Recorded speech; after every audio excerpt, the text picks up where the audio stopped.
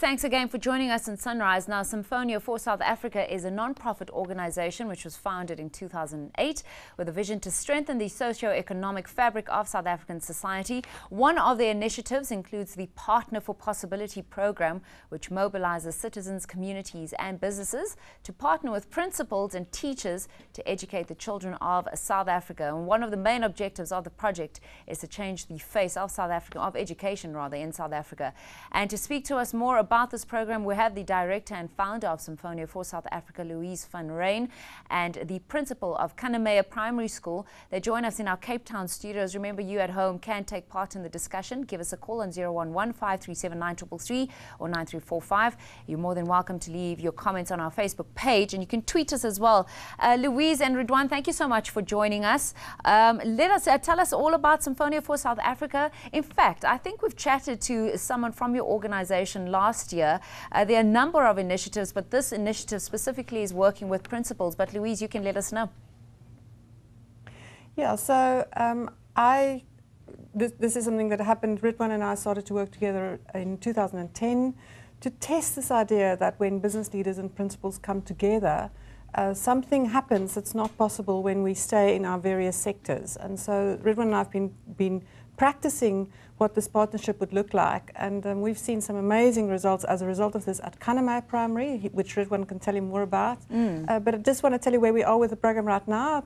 About 18 months later, we now have 71 business leaders working with 71 principals across the country. Oh, wow. Mobilizing the community to get involved and to not let the principals and the teachers struggle on their own. Because what we discovered is that in schools where we're not getting the results that we want, that we need from the education system, it's typically because the principal and the teachers have been working in isolation, taking all of the responsibility for the education outcomes on their shoulders, and that's not okay. That just doesn't work. And the difference between schools that do well is that the community is involved in those schools, and the schools that don't do so well, the community is not involved. So we've been working at Kanamea Primary to mobilize the community, and delighted to say that that's happening in 71 schools now around the country, and we want many more of these partnerships, because it's just strengthening the principal, providing support. They live very lonely lives. They're very under-resourced, under-supported,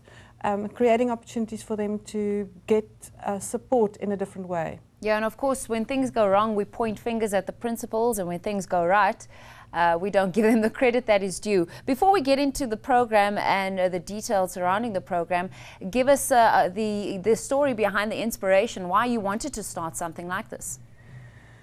See, I'm a business leader. I've had the opportunity to work in business for many years, and learned a lot about how to lead change. Actually, I've been training people about the art of leading change. And when I started to have conversation, when we started to realize how in what a dire state the education system in South Africa is, I got interested in whether the people who are asked to lead major change processes have the right skills and knowledge and experience and support to do this. Because if we were leading change in an organization like Nedbank, for example, the business leaders who are asked to lead change are very strongly supported. They get coaches and consultants and training and lots of kind of additional support to help them, but our principals don't. So that's what I discovered, and I thought, as a business leader myself, I have experience I've got the scars to show with regard to leading change. Yeah. So if someone like me can work with a principal and just bring that,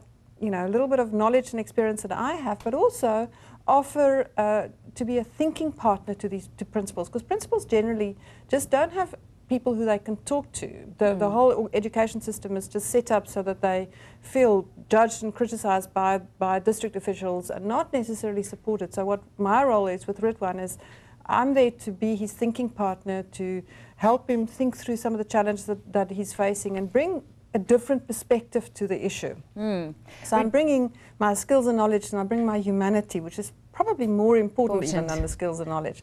And then the fact that I don't come from the education department, that I come from a very different environment. Yeah, I mean, Ridwan, I'm going to bring you in. That was the initial. Yeah, Ridwan, I'm going to bring you in. Yeah, I mean, you must have breathed a huge sigh of relief when Louise and the organization came alongside you. Absolutely. You know, the whole notion of us being Africans, we have denied our philosophy of being Africans and practicing the spirit of Ubuntu. And so for years, we've been telling the community out there that education is the domain of all teachers and the principal, and that we don't need our parents to become involved. But that is going against the grain of our Africanness, in the sense that it takes a village to raise a child. And it's your child is my child, and that we need to take charge of all our children. And so principals are lonely people. Running a school is extremely difficult. And how can a principal mobilize his community if he is depressed and frustrated? And so with this wonderful program, principals are being inspired to take charge of the schools, and they're be giving the skills. Fantastic training normally reserved for business people is now available to school principals to empower them into how they can improve their thinking. And with that, we all know that if your quality of your thinking improves, the quality of your actions are going to improve. And so there's a whole new notion. Instead of negativity prevailing the schools, there's a greater positivity, an upward spiral of possibility happening at our schools. And with this philosophy, I believe we can start to change the people around the school, bring back the humanity into the schools so that we can start caring for one another. And it's when we start caring, when we can live into the notion that teaching is a work of heart. We work with hearts of children, hearts of human beings, and we can only move and shift people when we touch their hearts and capture their minds, and then they will give us their hands to make a difference in the lives of our children. Wow, it sounds like a fantastic story, the makings of a movie or a book there, but I'm very excited about it because you're taking initiative, you're not following in the blame game, and you're taking responsibility for the problem as well. We're going to go to a quick break. We do have headlines coming up, and we're going to continue the discussion with you. That was the director and founder of Symphonia for South Africa, Louise van Rhyn, and with her, she has Ridwan Samodien. He's the principal of the Kanamaya Primary School. We're going to be talking about the Partner for Possibility program headed up by Symphonia for South Africa. It's an initiative where business owners, where a business in fact has come alongside various principals and assisting them in running their schools more effectively, just listening as well, being that ear that they can share with and they can listen to. 18 months the program has been going, and there are 71 business leaders and 71 principals that have partnered already. But as I mentioned, we're going to the headlines, and then we'll continue the discussion after then. Stay with us on Sunrise.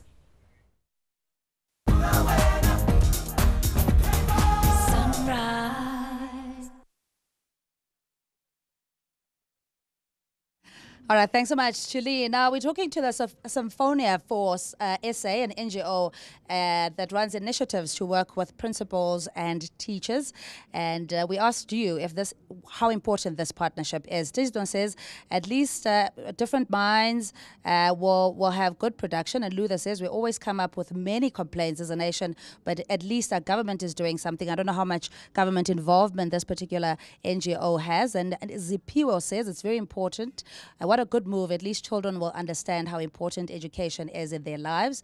One from Fani says, partnership is good. That means there will be good results in the end as long as they put the right people on the job. And so Roberto says, yeah, it's a good move in the desert.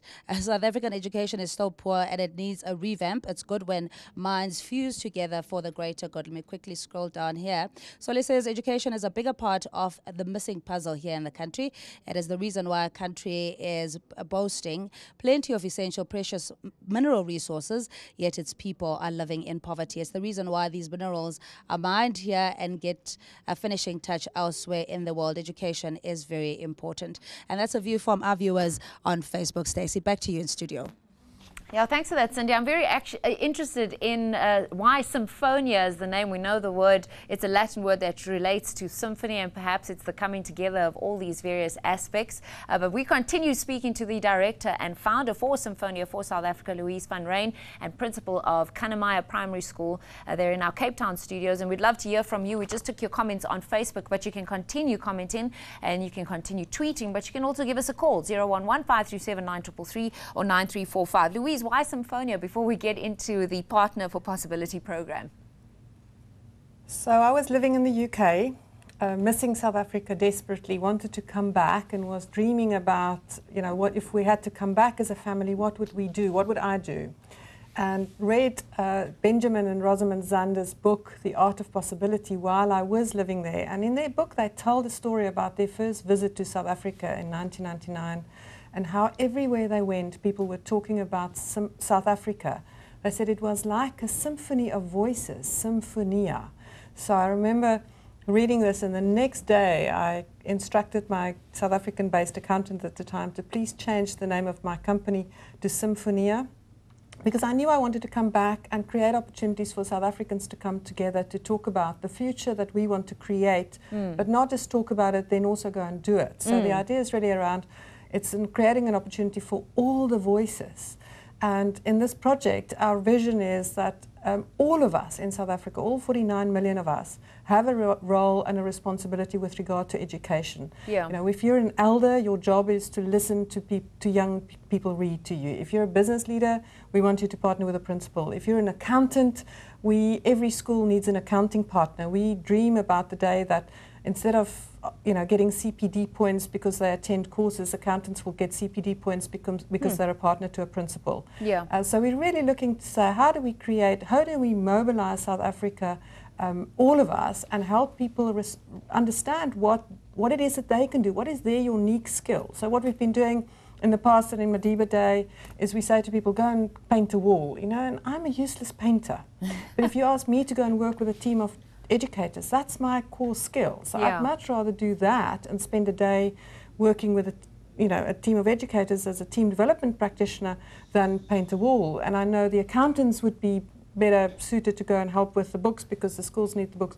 So it's a new conversation around what active citizenship in education means and how do we give guidance in that. And one way of giving guidance is to say, we've got a business leader who's an experienced business leader practically on the ground working with a principal, and that business leader can help figure out what are the skills that we need at that school, and not just wait for the principal to do it all, because they can't. They're just completely overwhelmed with all of the activities that they already have. Ridwan, tell us how your school and how you have benefited from the Partner for Possibility program. Give us a sense of what it actually took.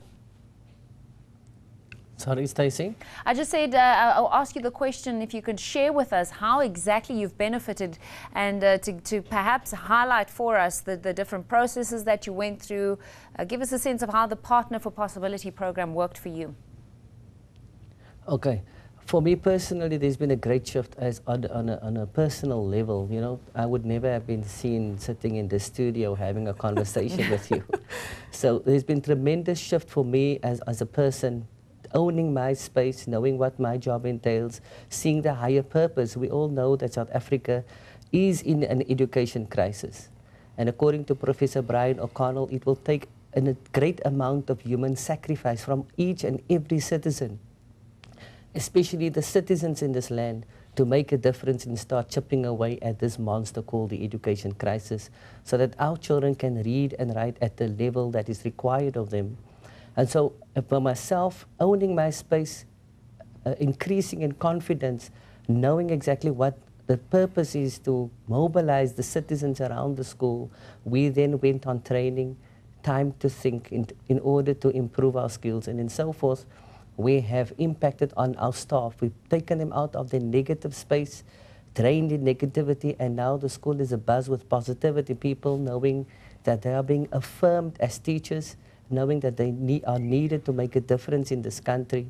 And with the teachers and the principal all rallying around, we were able to gain momentum by getting more and more parents on board. Initially, we had a few parents. We can now boast, instead of a PTA, we're speaking about the community of committed parents. Oh, that's fantastic. And in every grade, we have 2 representatives which form this body, which is under the supervision of the school governing body. In fact, some members of the community of committed parents also serve as governors of the school. Wow. And with more and more parents being able to take some of the little responsibilities out of the hands of the teachers, freeing them up to do what is needed, and in so doing supporting the teachers and also affirming them, we've seen the change slowly happening at our school. A wonderful landmark was when parents together decided that we are going to affirm our teachers. And with the help of Louise on her birthday, we rallied parents who gave teachers a wonderful teachers' appreciation.